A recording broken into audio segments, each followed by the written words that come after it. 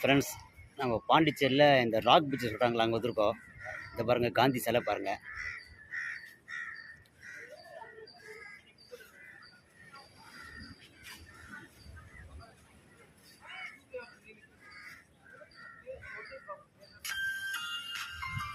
Friends, Pondicherry வந்துட்டோம். பாண்டிச்சேரி வந்து rock பீச்சை பார்த்தோம்.